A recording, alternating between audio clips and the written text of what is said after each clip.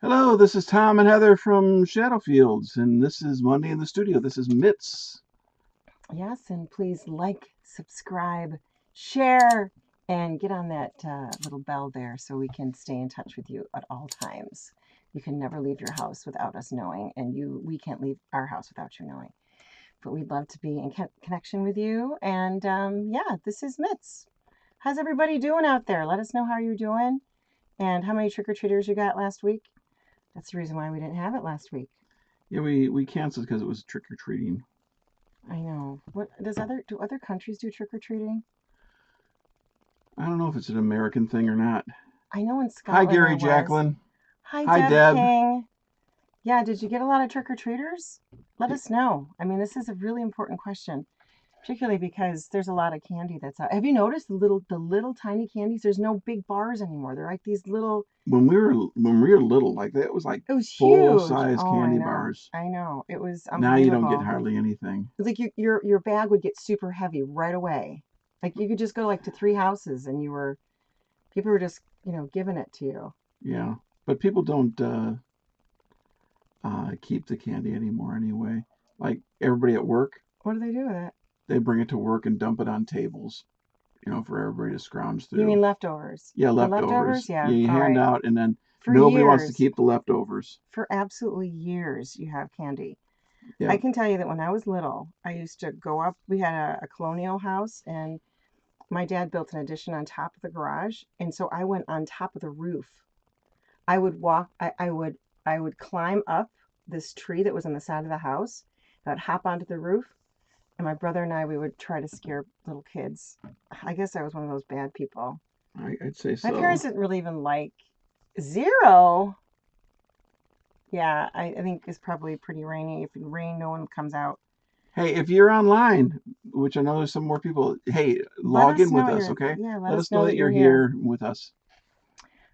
Yeah, let's see. We used to go woo and then throw things at little kids.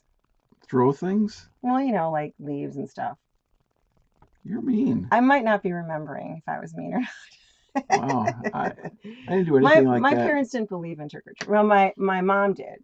She'd even take the glass off of the window or the door. You had the glass on the top, and then it was just kind of this, I don't know, metal thing on the bottom. And so my dad would take off the glass so you could just reach down and give the kids.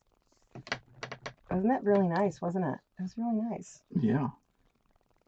Oh, hi! Did you buy a smoker, Tony?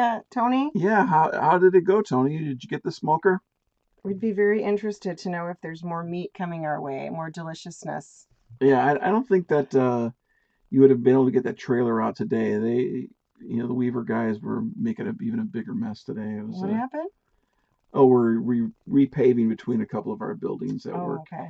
and in the process of tearing up the old asphalt, they tore up two water mains and a gas main. Oh, Today I was a little worried. Yep, 14 hours there. Wow. nice. It's really nice that you're tapping into to Mitts tonight. This is great. Yes, thank Thank you. you. Is Lisa with you? You'll have to Actually, I tell said to us. tell us, yeah. Okay. So I have big news. What's your big news? Yeah, I'm not working anymore. So now all my efforts, I think you're scared. It's gonna be all on Shadow Fields. Well, not all, but quite a lot of it. Are And you? now I'm gonna be like, what are we doing? Where are we going? How are we gonna get this done? People have got to be in here. Oh, no, Oh, not Lisa. no Lisa yet. Okay. So yeah, so we're gonna. I mean, I'm gonna start booking stuff, booking trips out next year. It's gonna be insane. I'm gonna pour everything that I was doing into my job into Shadowfields. Can you handle it? Are you gonna buy stuff for me? No, but I'm gonna tell you that what you can do on your taxes that can help you. So anyway, yes, it's so I'm not working. Um, I'm kind of like in semi-retirement, Tony. Maybe your wife gave me some ideas as to what I should be Are doing. you gonna go work at Hallmark? Well, What? Lisa might go work at Hallmark, so No, I will never. No. I'm sorry. Somebody else can do that. It sounds like might be fun. But I can see you like at PetSmart, no, I did look up there was some animal a job shelters. opening for at an animal shelter. I did take a look at that. But it was all about dealing with their complaints and like people who were complaining and bringing their dogs back. I'm like, no way. No, that could be fun for someone Maybe you should else. work on a farm. I would like Except you can't really lift anything. I can't. I I know. know I'm a wimp. But anyway, yeah. So Deb King, we've got all these people doing like interesting things. So Deb King is actually in North Carolina now. She was living in Ann Arbor, and now she's in. I think you're in Raleigh. And then we've got Tony's group picking up some kind of smoker in Charlottesville, Virginia. Yeah, and Gary, who knows where Gary is? Like he could be anywhere right now. Yeah, things coming up in the studio. Oh yeah, Gary's coming in, Gary right? will be Gary, coming you're in. going to be We have coming to in set this up week. some time. We are working on "You Really Got a Hold on Me." Yes, and another interesting song we're doing too, which both Tony and Jim have finished their parts. Yes, so we just need Gary. We did do a scratch guitar and some scratch vocals. Scratch vocals were pretty good, though, you have to say. Yeah, but they're really still were. a scratch. We'll do better than that. And so we're working on that. We're also playing around with another song that we'll leave It'd be nameless. A little surprise. Very yeah, big surprise. It's another cover. Yes, Gary, come on in this week. You know, I don't have a job, so this will be fun. Get yourself in here. Okay. What else you got? Oh, you got some new equipment. Yeah, I got some new equipment, and what do you call that? It's a there's some compressors. Teletronics compressor. Yeah, there's some expensive compressors, and this week, I'm looking at a Mandocello. I know Another one? I know you're thinking I already got a Mandocello. You do already have a Mandocello. I'm always, when you buy something, you buy like what you can afford at the time. Right. And you play it for a while, and you go, here's the downfall of it. Here's the compromise. Yeah. When it came to mandolins, as you remember, we just went to a store that had dozens of mandolins. Yes. And we did a blind test. Yes. Me and Gary sat there for hours just blind testing these mandolins, and we didn't care about what the price was. We picked the one that sounded the best. And so I feel you never got to do a blind test for Mandocello. Is that what you're saying? Yeah, I couldn't. Yeah. I couldn't afford. There's not a Mandocello store anywhere. No, they're very hard to find. Actually, it's very difficult to find like professional grade Mandocellos. But after my horrible experience at Carter Vintage, I decided that I'd. They neglected you, and I'm sorry to say that. They neglected me. I was going to spend a bunch of money. This was your Nashville experience. I was going to spend a lot of money with them, and they didn't think I had any money. They thought I was homeless, I think. Go figure. And so we just left. At least one smoke before. Well, yeah. It's tough to sell them as well. You know, it's tough to find them. Yes. You buy them, and then you want to sell the other one. It's difficult because it's a select market. How many people do you know that play Mandocello? I didn't even know they existed. Yeah. So there you go. This week, it won't be a real long one. We're continuing on our month-long visit of kind of going back in time. Back in time, back to the very first album. Yeah. And so we've played a couple videos from the first album so far. Yeah. And we even did another song off the new album, or off the first album. We played it in the studio a few weeks ago. Yes, we did. Since there's no video that goes along with that. So we have 3 songs left that we have, videos of them. And this is, as a reminder, this is the When the World Was Young album.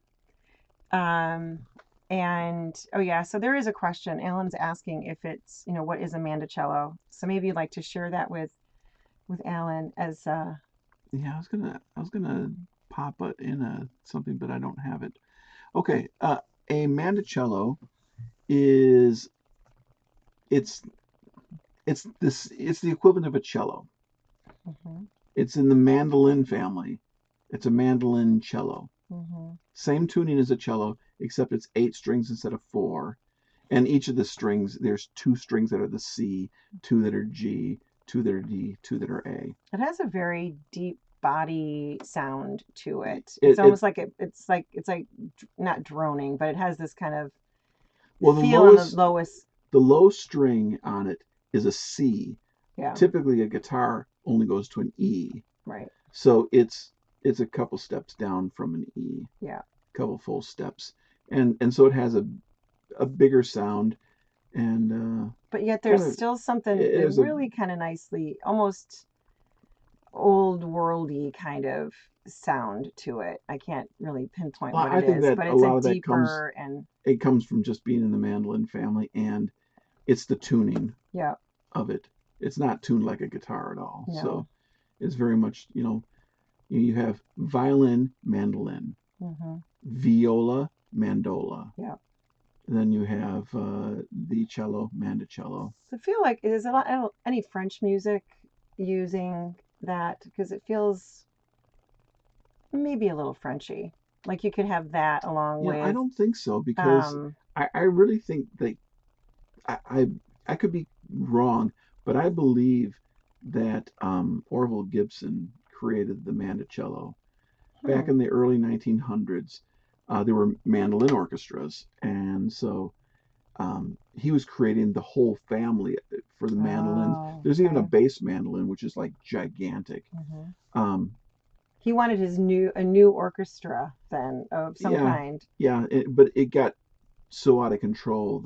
The desire to have his instruments was greater than what he could pull off, and he ended up having to sell his company. But he kind of went insane. He did. He ended his life in an insane asylum, basically. Oh. That's the happy ending for Orville Gibson. I can tell you that if you've ever been to a church potluck and the Jello starts to kind of sneak into the rest of the food, people get really angry about that too, and they get insane. So there might be something with the cello, Jello. This is not going anywhere. Okay. Isn't it fun? Okay. All right. Yes, Gibson. Orville Gibson. Orville Gibson. Look him up. Yes. And Gibson still makes some of the finest mandolins. I think Alan's going to want a mandolin. It's just a feeling that I'm getting. I know that Alan is now learning the saxophone. Did you know that? No, I did not know that. He has borrowed a saxophone from our home and has been teaching himself saxophone. Saxophone on the street corner downtown late at night. That's perfect if you can play the saxophone. If you can't, somebody, I'm sure, will take it from you anyway. So you don't have to worry about that. I really shouldn't take it from him because it's mine. Okay, so on the When the World Was Young album, our very first album, it was kind of an experiment because we had been putting together songs for publishers, and so it was kind of like whatever we wanted to create, we did. So there's a little mixture of there was rock and roll, there was country, there was folk, and even we were even infusing on some heavier songs like Steely Little Heart, which is kind of like almost a metal song. It's kind of it's almost like a Pat Benatar kind of thing, but that had mandolin on it. We just decided to chuck the mandolin on there at the end of the idea, so it had a different flavor. The song tonight, what is the song tonight that we're going to be looking at? Okay, so this song is called Maybe. And the whole concept of it is, I was actually downtown in Washington, D.C., and around the outskirts of Washington, D.C., when I started writing the lyrics for this one. And I was watching some things that were happening on 10th Street. And it was near where the Lincoln Memorial. Where Lincoln, right outside the doors of where Lincoln was shot at the Ford Theater. Yeah, and I was watching these people going back and forth, and people that didn't look like they had much, and it got me thinking about all the maybes that we have. And maybe maybes that other people have as well. Like maybe someday I'll do this, or maybe someday I'll do that.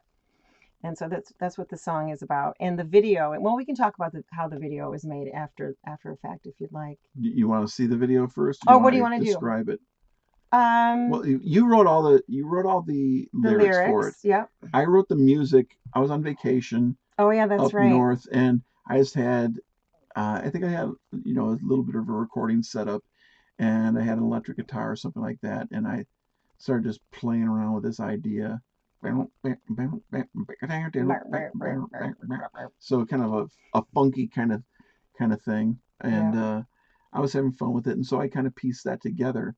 But then I brought it back, and you just, I just took that and yeah, I just applied the lyrics to it. It was actually almost we wrote this very, very quickly, as I recall. and being on the first album, we were writing for publishers at the time, so we there's very few songs on the first album that we actually sang together. Mm-hmm. Almost, Yeah. I think Could Be Love might be the only one. Mm-hmm. Yeah. And so otherwise this was like your tune. Mm-hmm. And then you wanted to do a video for it, because we Right. always figured if we did a video, become instantly famous, which that's not what I thought at No, all. I didn't. But Elizabeth, my daughter, helped me with this. So Liz Humphrey and I went down in a gloomy day in the city, and it was cold. I think it was kind of like a February day. And so we were in Chicago for this, and all this footage, none of it was staged. So, and if you're downtown Chicago even today, you might even see some of the same people that are in this video. So it's about maybes. it's about maybes in life, and also at the very end of the video, we ask if you would be so kind to donate to your local food pantry or homeless shelter. So, okay. Yeah. Shall we play the video? Yes, please. Okay. And here we go.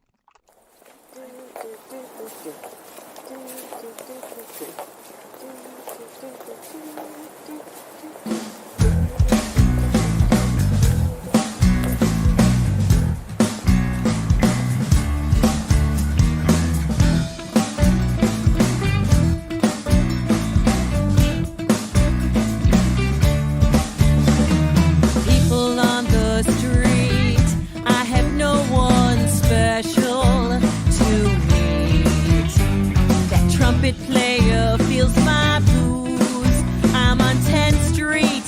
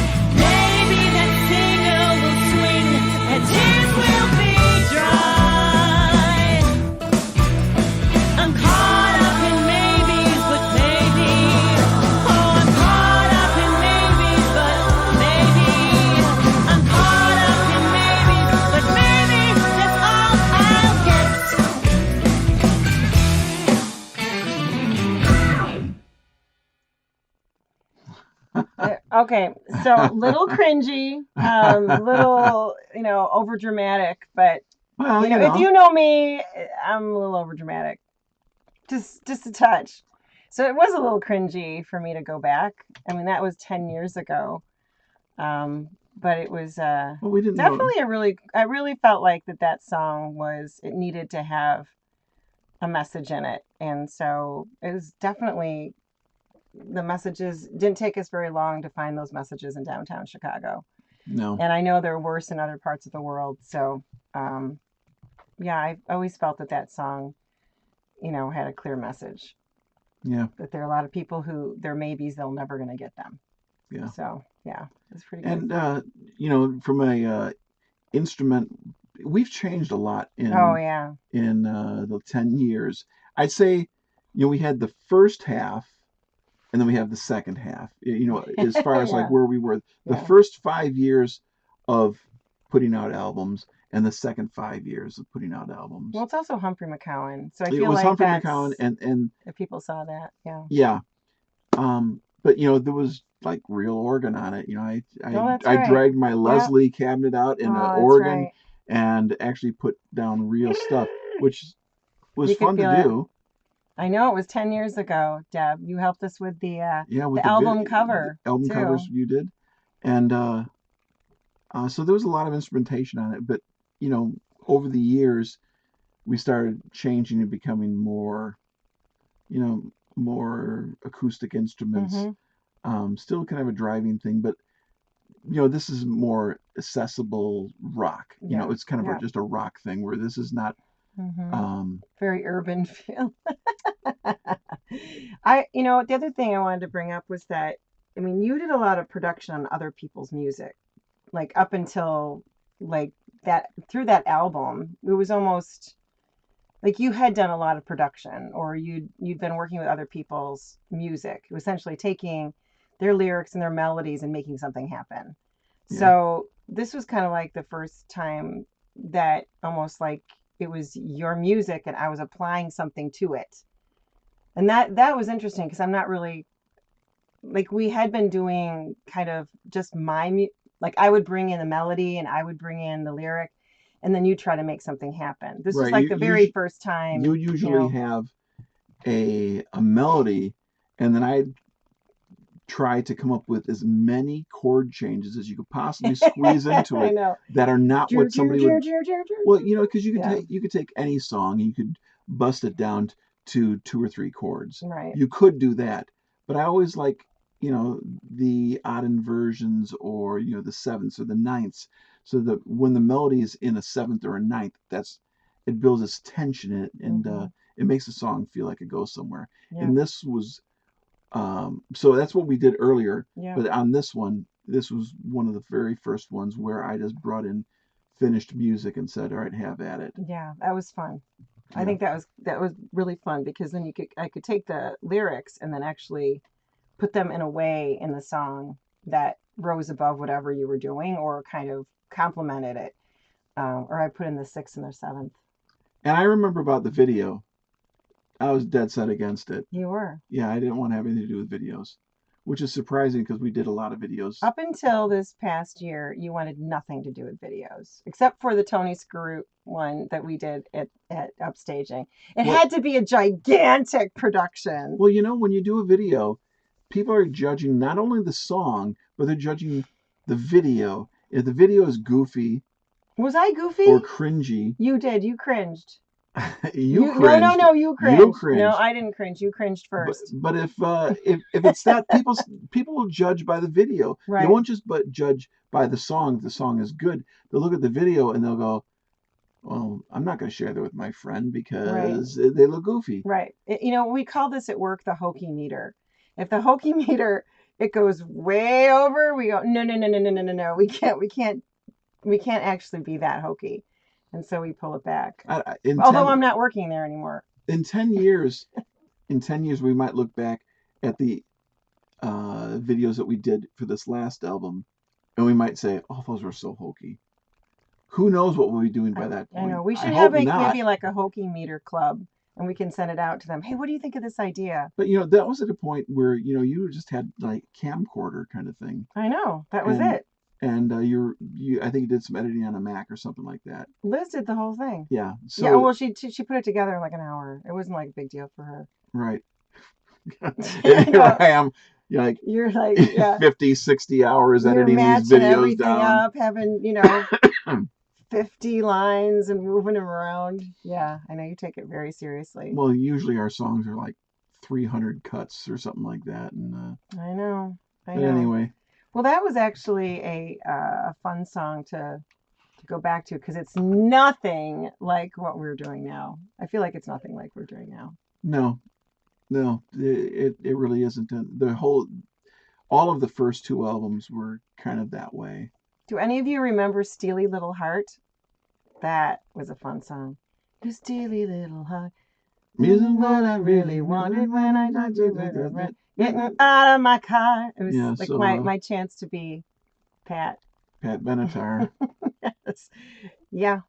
But that was off the first album too. What else was there? There was maybe Roll the Dice. Yeah, Roll the Dice. Everyone likes Roll the Dice. I thought Roll the Dice. I wrote Roll the Dice for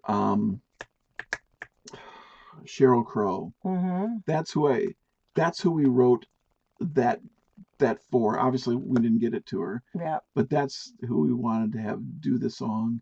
Mm-hmm. We never did a video for that one. We did very few videos because I wasn't in any of the videos basically because I didn't want to be in any of the videos. Well, I figured you don't want to join the party. You don't get to be I didn't want to be. It's that hokey thing, and it's. I know you're like I don't want to be a part. I don't want to be embarrassed. Yeah. And so I could distance myself, which obviously it doesn't make any difference because my name was still on it. So. You know what? As at this point now with New King in town, there is no way that you can get out of ever being not embarrassed. But that was so over the top ridiculous. That wasn't we're trying to be serious and it's hokey. That was weird being seriously demented. Mm-hmm. And or you were. Yeah, that was a lot of fun. Yes. Anyway. Well, thanks for coming down memory lane with us. This is Tom and Heather from Shadowfields. Thanks for being with us tonight. Hey, next week, do you think that is a song that we might either do next week or the week after? Mm-hmm. And this week we're going to be at Pollyanna. Yep, Brewing. on Thursday night. Please join us if you're in town, and we'd love to have you out at 6:30 p.m. We're doing an open mic. Yep, we don't 6:30. typically sing or anything like that, but who knows? But we're there and we have a drink and we encourage everyone to really do their thing. Their art. Yep. So. Do you think? Yep. Oh, Gary, no, you cannot be on the Hokey Meter board of directors. You'd have us doing all kinds of stuff that I'm not sure we'd want to be doing. All right. Anyway, it was fantastic to be with you again tonight. Thanks for coming into the Shadowfields. And the next time we meet, we'll also be having understanding of what where we're going to be playing out next. So we appreciate you being our fans and our friends. Okay. Yep. All right. Bye, everybody. Bye.